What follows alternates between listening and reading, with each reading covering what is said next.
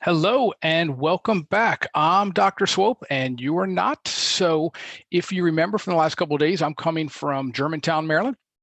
Today, what we're going to do is we're going to shift from our cognitive psychology, which we've been covering, Mrs. Fenton and I, for the last couple of days. And today we're going to shift into developmental psychology. We've got a pretty full plate if you look at all the bullet points, even though an individual bullet point itself doesn't mean 5 minutes or 10 minutes. But we have a lot of content to get through.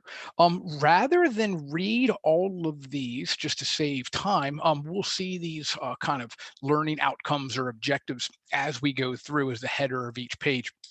And also remember, we had an 8-point homework assignment. So let's see how you guys did. I left you all off with it yesterday, 8-point FRQ. So let's review and let's see what we did. Remember our friends, the Schmidlap family? Johnny this time is convinced that he's smarter than his AP psychology teacher. Johnny has observed his teacher fumble for answers and become distracted during a lecture. Johnny would like to design an intelligence test, have them both take it and compare the results. Now remember, this FRQ is divided into two parts. One is you got to look at how these words, and you have to specifically say, might support Johnny's idea, and then these words, how they might not support Johnny's idea. Okay, so let's jump into our 8 terms. And just a quick question again, I wish we had feedback. I wonder if you could do these 8 terms in 25 minutes, and I'm hoping you can. Okay, so fluid intelligence is a type of mental ability that is associated with speed of processing large amounts of information and new ways of thinking. So remember, these first 4 words, we want to have it support Johnny. It would support Johnny's idea because he is younger than his teacher and might have more fluid intelligence. Okay, that might score, but let's make sure we go the extra mile and go a little bit deeper. Fluid intelligence can be seen as synonymous or overlapping with what many people consider traditional intelligence. Johnny might be able to learn more information and process it faster than his teacher. Okay, so that works. We kind of left no doubt. The Flynn effect refers to the idea that each generation scores slightly better on intelligence tests, even when the tests have been updated and adjusted. Okay, this might support Johnny's idea because as part of a younger generation, he might score a bit higher on a test than his teacher who is of an older generation. And that's a hard one to describe or hard one to explain because as we know, the Flynn effect, while it's well documented, is not very well understood or underexplained. So I just said that here, the Flynn effect is well documented, but not well explained. Johnny's score might be considerably higher if his teacher was in his 70s because that would be at least 2 generations older than Johnny. The triarchic theory of intelligence suggests that intelligence is made of analytic, creative, and practical ability. This theory could support Johnny's ideas because Johnny might have more of 2 of the 3 types of intelligence than his teacher, thereby having more intelligence according to this theory. Johnny might have more of the analytic and creative ability than his teacher. Those 2 might be more easily measured than the practical type. They are abilities that Johnny is developing in high school. Okay, so these ideas would support Johnny's idea that he is smarter than his AP psychology teacher. And we know that's impossible for a student to be, that's just crazy talk. Okay, next one. An operational definition is an attempt to take an abstract concept such as intelligence and convert it into something that can be measured. This could help support Johnny's idea because if he defined intelligence as the ability to know things that only he would know, then the teacher wouldn't score as high. Kind of circular reasoning. If you define intelligence how you define it, then you're going to be the smartest person in your definition. All intelligence tests rely on operationalization. That process rests on certain assumptions about what is intelligence. If Johnny had a certain idea that his teacher didn't agree with and designed the test around that idea, he would score higher than his teacher. And, it's just a quick throwback. Operational definition, might not be in the cognitive, traditionally in the cognitive unit. But remember, much of what we do is research-based. So it's always good to keep the research terminology and concepts kind of in your back pocket, or as we know, in your pre-conscious, right? Okay, crystallized intelligence is associated with being able to apply experience and accumulated knowledge to new areas. This might not support Johnny's ideas because his teacher would have more accumulated knowledge in problem-solving strategies than Johnny. Crystallized intelligence might use heuristics to solve new problems. Because the teacher might have seen many different types of problems before, a new problem might be solvable by a technique the teacher already knew. So that's kind of weaving in crystallized intelligence and how folks who have an older experience kind of have a lot of cues and a lot of kind of built-in solutions ready to go. Savant syndrome is having an amazing cognitive ability in a very narrow area. This might not help support Johnny's idea because the teacher might have a savant-like ability in an aspect that Johnny's test might measure. While savant syndrome might not translate into many cognitive areas, I should say, put the emphasis on the right word. If Johnny's test measured a certain mathematical skill and Johnny's teacher might be a savant in that skill, the teacher might outperform Johnny on the test. Okay. Criterion validity is a question of whether the test result is relatable to another measure of that result. This might not help support Johnny's idea because if his test shows that Johnny is a genius, but Johnny doesn't show genius like ability elsewhere, his test might not have criterion validity. For example, Johnny's test might show that he is the smartest person in the world, but if that result doesn't match with his academic performance or his friends' appraisals of him or his function in life, it can be said his test is invalid. Reliability in test results is a question of whether the results are stable over time or whether a person gets similar results when taking the test two different times.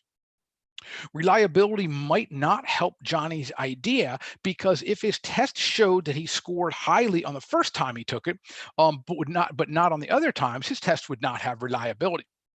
So I go deeper here, of course. Reliability in all psychometric tests, and there's a vocabulary word you might want to be aware of and jot down. Reliability in all psychometric tests is important because if the results fluctuate, the test isn't valid. It is possible, and this is something you need to know, I should put an asterisk here, this last sentence. It is possible to have reliability without validity, but not validity without reliability. Remember, a broken bathroom scale is perfectly reliable. It's just not valid. It doesn't measure what it says it's going to measure. Okay, quick words you want to hear when it comes to reliability might be worth jotting down is going to be called the testing effect. It's a confounding variable. And some people who really, really, really want to prove they're a genius, if they take a lot of IQ tests, but they don't do cognitive exercises, they're not necessarily getting smarter, they're just getting better at taking the test. And so that's, the testing effect is a confounding variable, and those who make psychometric tests have to guard against that. Just something to be aware of. Okay, before we jump in, I got a pretty cool announcement for us. As you know, we're supposed to end a week from today. We're going to talk about social psychology week from today, but College Board has extended that another week, and we're going to do a review week, kind of a really rigorous and kind of online practice. We're going to try to create the model and the situation where you're going to do an FRQ under Mrs. Fenton and my guidance. And that'll be the week after next. But the big announcement is on the Friday, the last Friday of that review week, the Friday before we go, you do your AP exams for real. We're gonna have two guest stars, guest speakers, or guest psychologists going to come in. Dr. Claude Steele. Remember yesterday I talked about stereotype effect and the powerful idea of how society sees different ethnicities and how that translates into results on psychometric tests. Well, Dr. Steele is be gracious enough to join us for a quick short hello and drop in. And same with Dr. Elizabeth Loftus. And if you remember her amazing work on eyewitness testimony and the validity of memory. So we're lucky to have these two well-known psychologists drop in on us on May 8th. And I'll repeat this again. So it's really exciting. You'll get to see them. And Mrs. Fenton and I are going to work out a system maybe starting next week where you can submit questions to us. Okay, well, let's get started with today's stuff. Like I said, we have a lot to do, and we're going to start talking about development. Okay, well, development starts with conception. I even wrote the word duh. But, well, actually, maybe it starts before. For example, if THC, the active ingredient in marijuana, can stay around in the body system and can stay around in the cells for up to a month.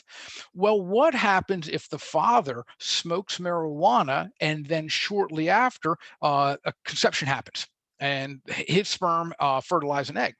What does that mean to that now developing zygote? So it's interesting. We like to say it starts with conception. but it actually starts before. And women who are thinking about getting pregnant, of course, will start taking prenatal vitamins, because we're going to learn that when it comes to nature and nurture, the nurture for a fetus is going to be the chemical environment of the mother's uterus. Okay, well, we're going to have three kinds of stages: the germinal stage, the embryonic stage, and the fetal stage. Okay. In the germinal stage, it ends when the zygote, which is kind of an undifferentiated ball of cells, it's when the sperm hits egg, it starts to replicate, but it hasn't really differentiated yet, and that's when it attaches to the uterus. Okay, when that happens in the second week, okay, we're going to call that the embryonic stage. Look, it goes from the second week to the second month of pregnancy. This is where cells start to differentiate. This is where you get the all important neural cells and bone cells and blood cells and what have you. Okay. Fetus, we're going to term it a fetus after 9 weeks. And if you can imagine, each month has 4 weeks, that's going to be in a second month, that's 8 weeks. After 9 weeks, we're going to call it a fetus. This is where it begins to look human, recognizable. We know the word myelin is the fatty insulation that covers axons. So myelination is the process of neurons in the brain starting to become mature. So myelination is the process of adding that fatty insulation that goes along the axon. In this stage, there is brain activity, and that's fascinating. How do we know that? Well, there is some ability to scan a fetus's brain, and it's interesting to see that some fetuses, of course, will demonstrate what we call sleep cycles. And if that's true, what does a baby dream about? That's wild, right? And they can respond to outside stimulation.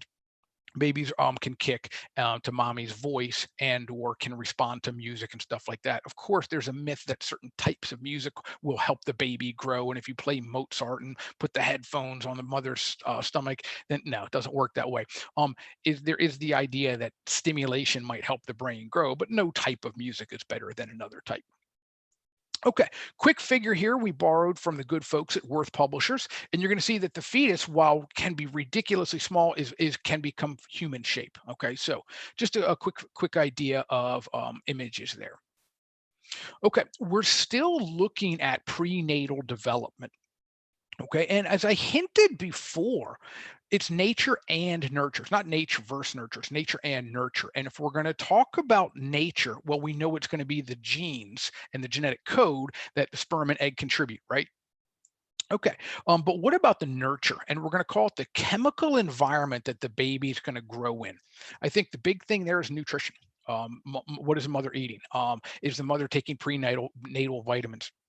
And basically, are you giving the baby and the genetic instructions all of the raw materials to build itself with? Okay. Placenta, I want you to think of as maybe a filter.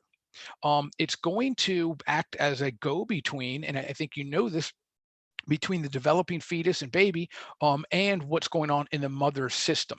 And it's going to act as a filter, much as the blood-brain filter is going to help keep most of the harmful substance that we could ingest out of our brain.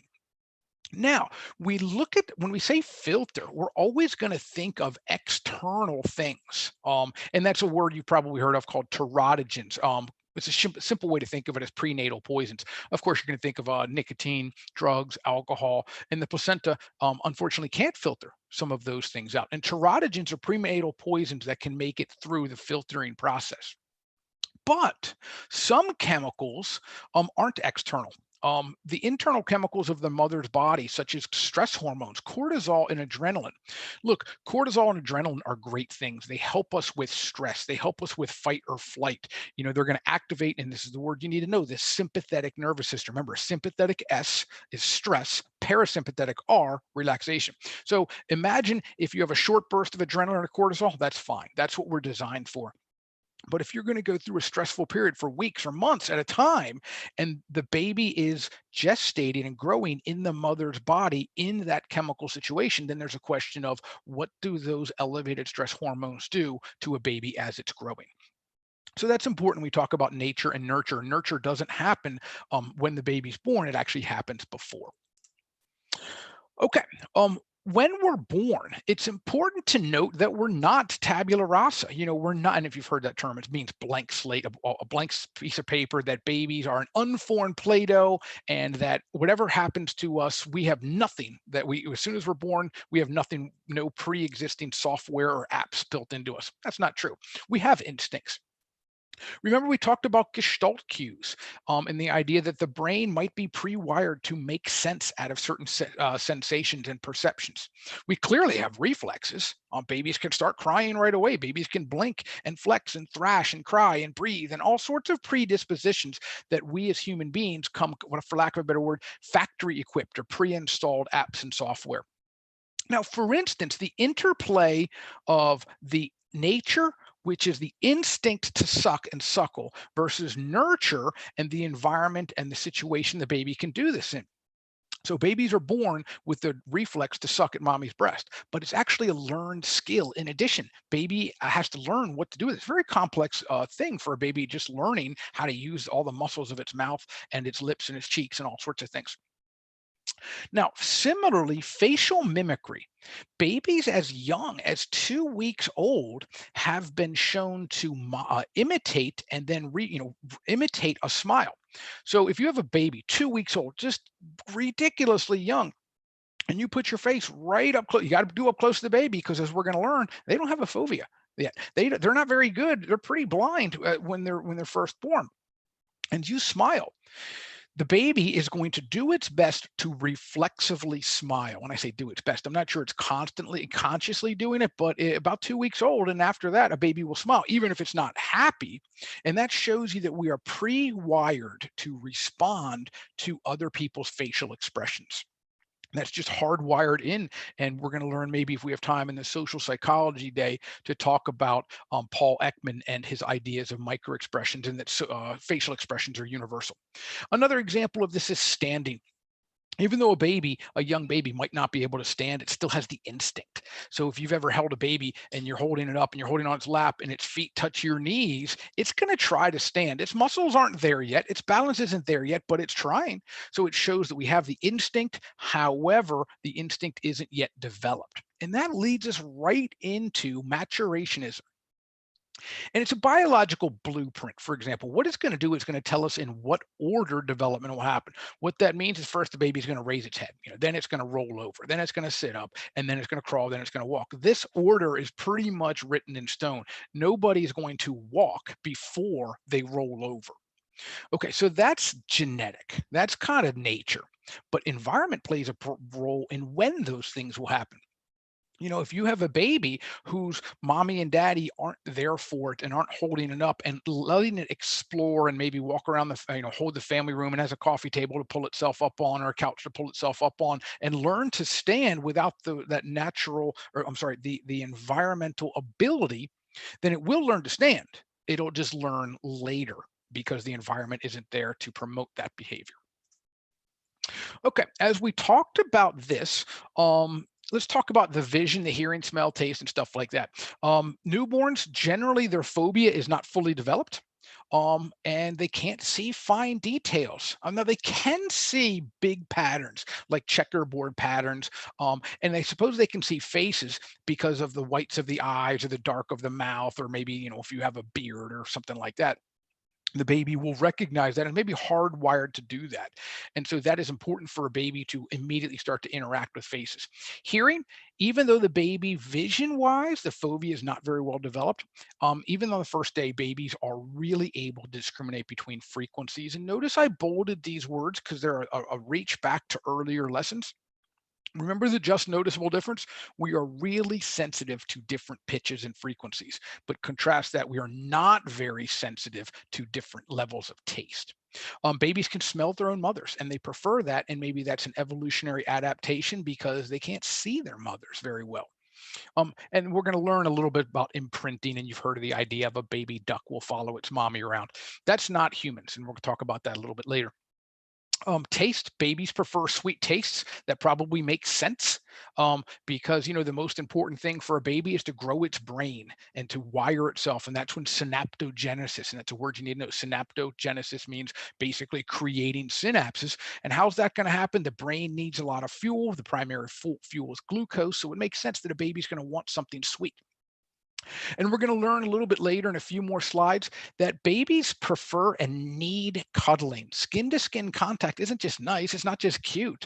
It is a biological need that babies need to be cuddled. Okay.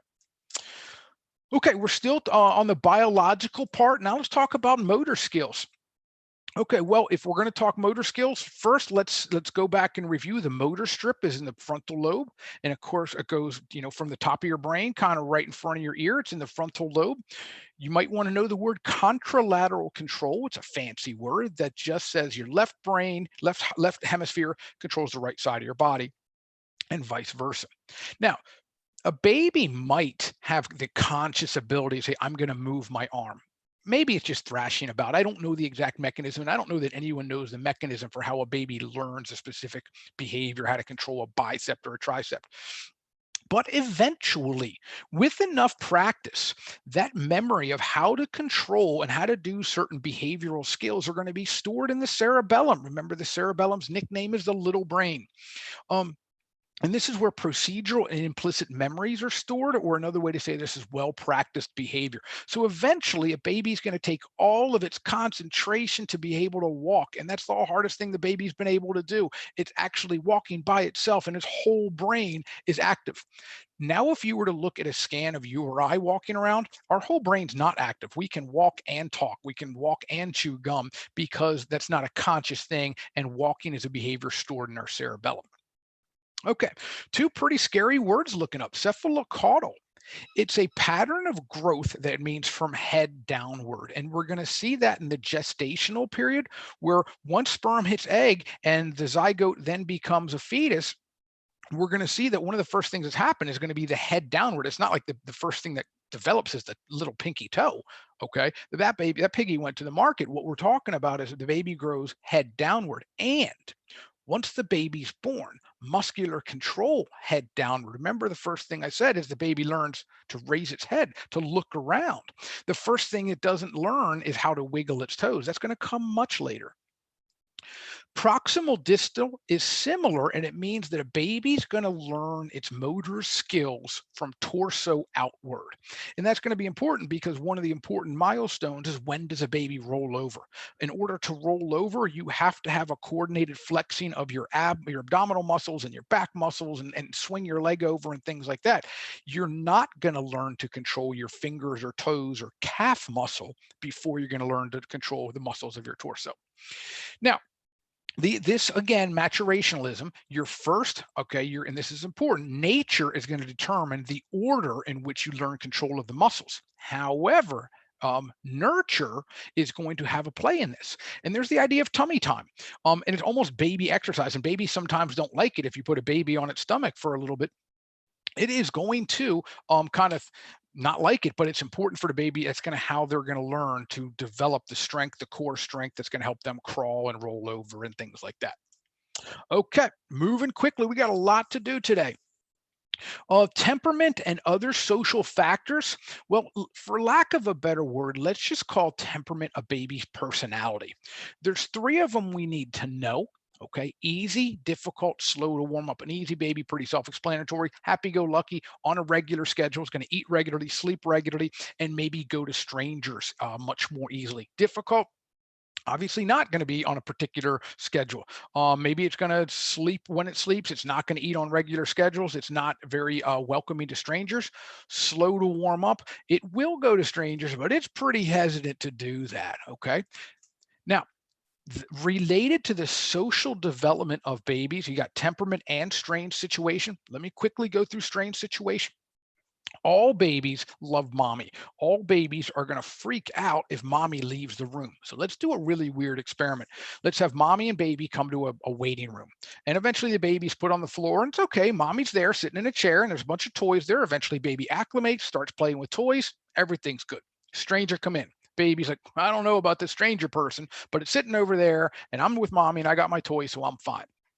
Well, as part of the experiment, after the baby's playing and the stranger comes in, mommy leaves the room. As you can imagine, the baby freaks out, throws a tantrum, and cries. And as any baby should, holy smokes, mommy's gone. The question is, what happens when mom comes back? And we've got a couple different what's called attachment styles. And this is the work of Mary Ainsworth. Secure attachment basically means the baby's going to forgive mommy pretty easily.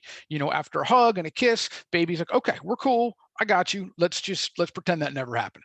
Anxious avoidant. The baby's going to be upset and, for lack, maybe avoid eye contact, not reciprocate the hug.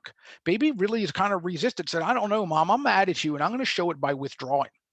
Anxious resistant would be perhaps the baby's mad, baby's still scared, baby's upset, but might manifest it almost even in, still crying loudly, purposefully crying, maybe even hitting, saying, no, mom, I'm mad at you, and I'm going to show this aggressively.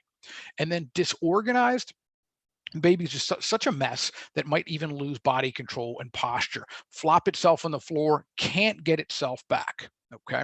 And so what is interesting, and we don't have a lot of time to talk about because we're also going to bring in parenting styles later. And you can see there's an interplay of what type of parenting style versus which type of temperament versus which type of attachment style. And all of these things, a temperament might come, genetic, pre-wired, but it's also going to intersect with mommy and daddy's parenting style and the attachment style. Okay. We're still talking social and emotional. So let's look at the visual cliff. The visual cliff, you've seen this probably in two different units in your studies. The idea is a baby, it's used to test whether a baby can perceive depth. And remember, we said baby's vision is pretty immature when it's born, but there's a certain point where the baby is going to walk across. Now, there's plexiglass here. The baby can't perceive that. When the baby's crawling, it's like, holy smokes, that is a big cliff. I better not crawl. Now, what if mommy says, come on, you can do it? Mommy's encouraging the baby.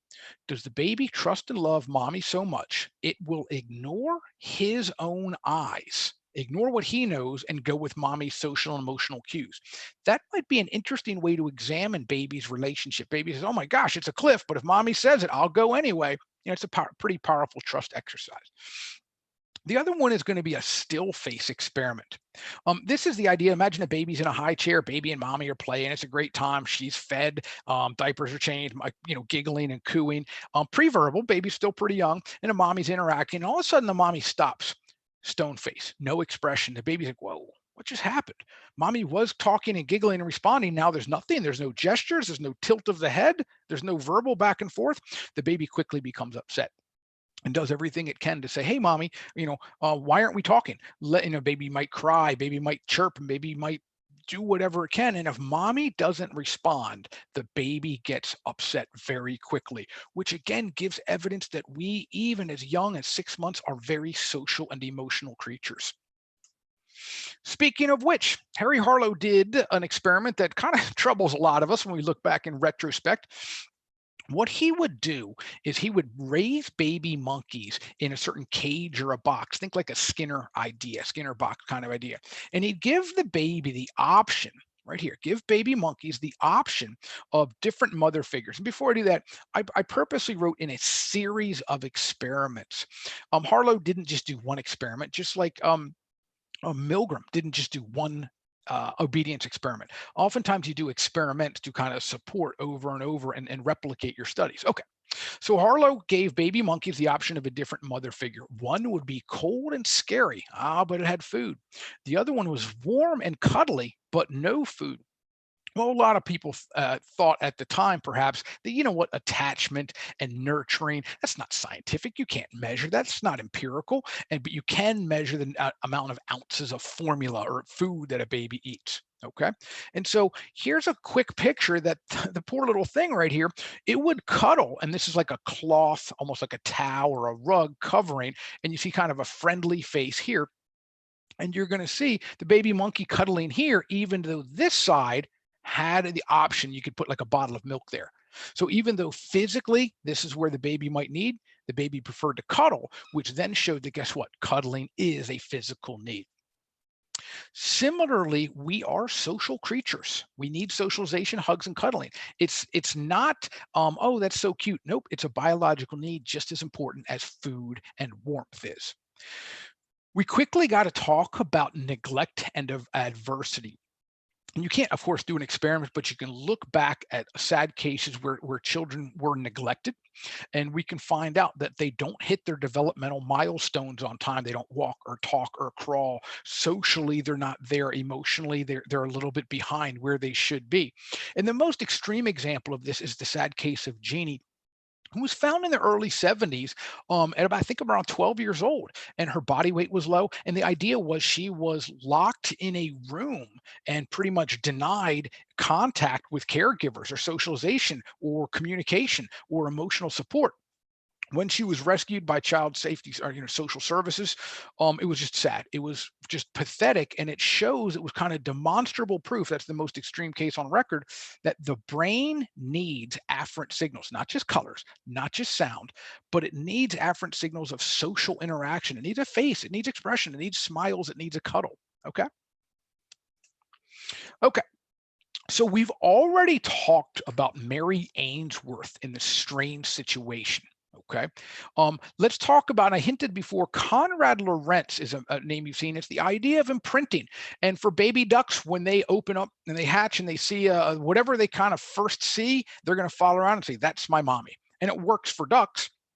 Okay, for humans, that's not how it works. Think about it. If we imprinted on the first thing we saw, we'd all be following around obstetricians because that's the first thing we saw as we were born. So let's look at this pick. In the extreme, you could get waterfowl, you could get goose and ducks and things like that to follow around a human, a remote control car, and even you can have them imprint so deeply on the human that if you get a portable, what's called, I think, an ultralight or an airplane, you can teach the birds to fly because they will follow what they think is mommy. And I think that's fascinating. Not so much for humans. Okay, let's look at Baumrein's parenting styles. We have 4 of them. Okay, authoritarian parents, just think of the phrase, "'cause I said so." Do as I say, not as I do. These are parents that are very strict, but aren't willing to take input. They're not willing. They're very rigid. They look at the children as oftentimes, I don't want to say animals, but they look at the children as not worth hearing what the children have to say about a family matter. Okay, it's kind of, do as I said so, and are you questioning me? Or my house, my rules, those kind of things. Permissive parents, I want you to think of, I guess, I don't know if I can say this and endorse a movie on College Board Video, but if you've ever seen the movie Mean Girls, think of the cool, fun mom. And the idea is, if parents work to make their children like them, believe it or not, that doesn't work very well. It doesn't mean you and your parents can't have a great, fun relationship, but there has to be structure. And permissive parents generally don't have structure. Okay. Negligent parents, think about Homer Simpson, who was pretty much uninvolved with his, and I think that's another synonym or euphemism for negligent, uninvolved parenting style. The parents just don't pay any attention. And that is clearly not good, because I think we've established that even though babies need cuddling, toddlers and preschoolers and elementary school and even adolescents need structure. They need involvement. They need to feel loved and supported.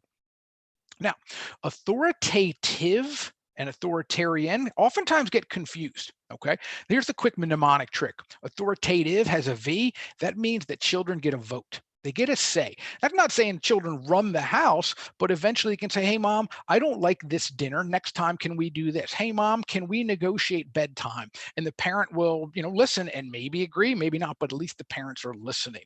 Okay, so I hope that makes sense. You got 4 parenting styles. Just remember, authoritative gets the vote. Okay, we're still moving far, or still moving pretty quickly. Remember, we said it's not nature versus nurture, it's an interaction.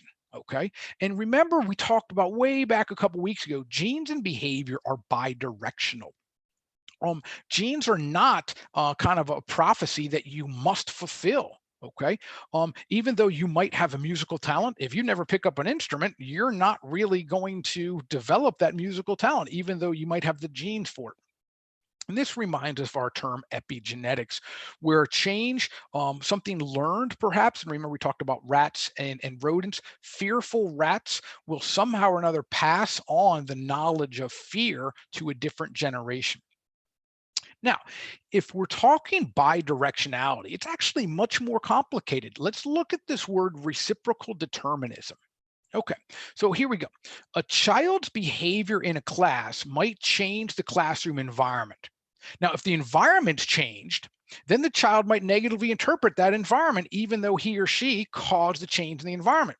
The child realizes the environment's change is going to act a certain way. The new environment negatively affects the child's beliefs, and the child thinks. And so you're going to find out now this could be negative or it could be positive, which again shows the interaction between the cognitive life, the environmental life, and the behavioral life. So it is truly an interaction of nature and nurture, not nature versus nurture.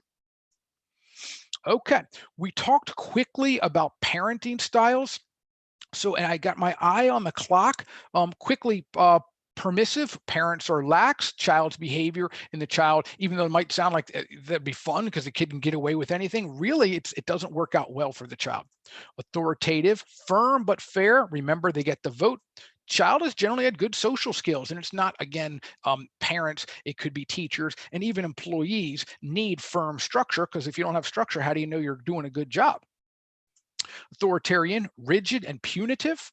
Okay, rules are set and rigid. The child is unsociable and withdrawn. And then uninvolved or neglectful is the idea that parents are detached and let the kid do whatever the kid wants to do. But look, we all need interaction. We all need people to be interested in our lives, and it hurts when no, when people aren't interested. Okay,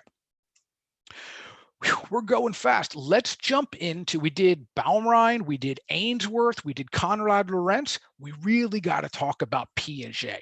When you think of Piaget, what we're talking about up here is cognitive. Okay, how does a baby's mind grow? And remember, the mind isn't very empirical. How do you operationalize a thought? Well, Piaget had 4 stages. And so we quickly got to, let me back up a little bit. Something to jot down is the idea of a stage theorist and the idea of growth spurts. Is there a cognitive growth spurt? Is there a mental growth spurt? Is there an emotional growth spurt? And you can imagine the slope on a stage theorist would be flat for a while, then you get a growth spurt, then it'll be flat for a while, then you get a growth spurt. That's called a stage or discontinuity view. Okay. The continuity view means that, growth is pretty steady. Birthdays happen regularly every year. Kids grow every year. That's called the continuity view of human development. Those are 2 things that you might want to be aware of: discontinuity and continuity view.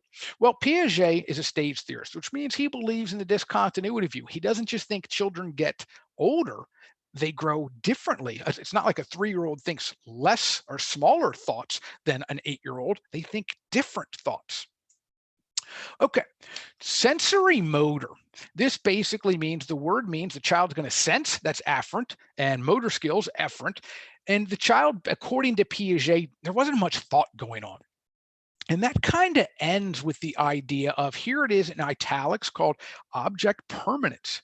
Imagine a baby loses its pacifier. A very young baby might cry, but thinks if the pacifier is gone, oh, I can't see it. It's gone. It never was. It didn't exist. Eventually a kid's going to learn that that pacifier, and I might not be able to reach it, but I know it's there. And if I cry, if I thrash around, if I reach for it, I'll find it.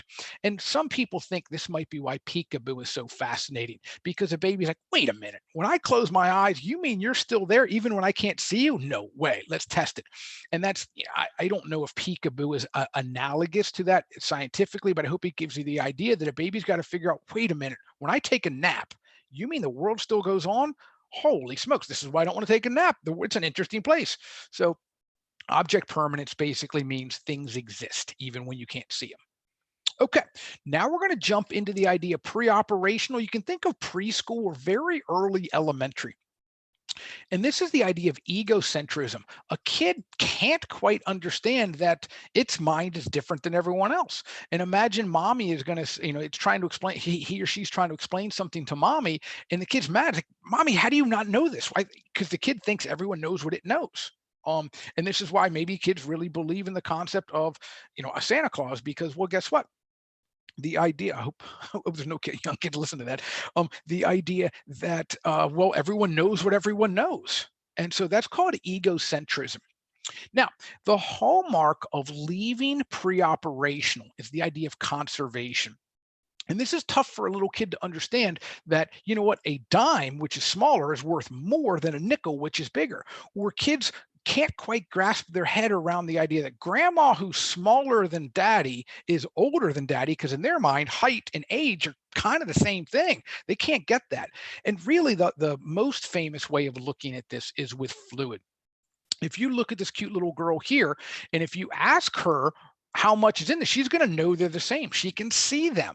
Okay, but look, if you take one of these glasses of milk and you pour it in this glass, and you now ask her which one has more, she's going to say the tall one. So why does that tall one have more? Because it's taller. See, she doesn't quite get that just because things look different, they have the same value. Okay, that's called conservation. It's a task once kids struggle with, they can kind of move on to the next stage. Okay, the next stage, I want you to think kind of elementary school, ends kind of middle of middle school, concrete operations. Child can think logically, but on what it sees. So kids can count, they can do some pretty advanced math, they can think logically, they can do if then. But if you ask a child what is fair, they say what is equal. If you ask a child what is justice, they'll say, well, everyone gets the same. They have struggle with the abstract concept of justice. And so that's going to end kind of when adolescence kicks in, maybe when the brain goes through a growth spurt. A lot of religious traditions are going to have a ceremony where a child becomes an adult in their faith, whether it's a bar mitzvah, bat mitzvah, confirmation, or something like that. And maybe that's because at that point, the child can start to understand the abstract concept of maybe what is God, what is love, what are these things that you can't see. And that only happens, that abstract reasoning only happens during what's called the formal operation stage. And that lasts from the beginning of adolescence onward. Okay, went super quick through Piaget. Now, Piaget is not the only cognitive theorist. We got to talk about Lev Vygotsky. Now, where Piaget focused on the individual child, Vygotsky said, wait a minute, children don't learn by themselves. They're almost always with someone else, older brother, sister, mom, dad, cousin, aunt, uncle. And so he got this idea of scaffolding and zone of proximal development.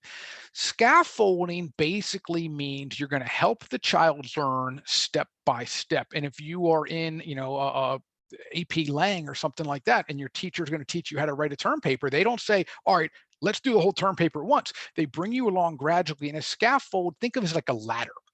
Scaffold allows you to climb slowly to ever higher heights of achievement. So think of a scaffolding as a ladder. Zone of proximal distance development. Well, it's the in between of where a child can do by himself and what a child can't do by himself. Okay, but in between there, with help, the child can do more than what he can do by himself. Now, he might not be able to do it all by himself, but with help, the child is learning to tie shoes, ride a bike by himself, do the times tables or something like that. So a zone of proximal development is the ability of a child to do a task or learn or demonstrate learning with help.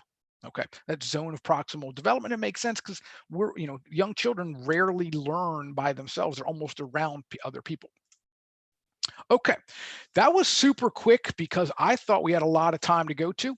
I hope I didn't talk your ears off on that. But again, I ended hopefully before 45 minutes, which is what my target is. Oh, look, we're back with our Schmidlap family. This time it's little Timmy, the youngest Schmidlap. Little Timmy has had an amazing couple of years. From being born just a few short years ago to walking and talking. So many things have happened and so many things have changed in a few short years. His mother, Mommy S, is not sure if it was her efforts that led to Timmy's development or if he did it all by himself. You can see what I'm kind of setting you up for here is the nature or nurture debate. So I want you to explain the following terms, whether they are related to Timmy's effort, which you kind of think about as nature, they were going to happen whether mommy was involved or not, or if it's mother, which is nurture. I only gave you 4 terms this time. And again, maybe not now, take a break, walk around or stretch, or maybe sometime tonight, sit down, set a stopwatch, get a piece of paper and a pen or a fresh app, fresh Google sheet or page and hit go on your stopwatch. Okay, so we covered a lot today, but I want you to put on your calendar that our AP review is extended one more week. That's where Mrs. Fenton and I are really going to walk you through under kind of a replicatable testing situation, and you can practice writing some of these FRQs. They're going to come directly from College Board. Mrs. Fenton and I don't think are going to make them up. And that's 2 weeks from now.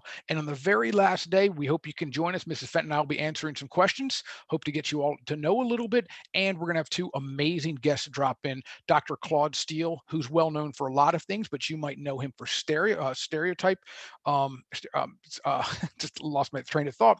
And then, of course, you're going to have Dr. Elizabeth Loftus, who's well known, a memory researcher. I'm sorry, stereotype threat. Okay, Dr. Steele. Okay, so I think we're just about 45 minutes. Thanks for watching. We hope you'll join us again. Be sure to complete the practice question. We'll review the answer in the next lesson.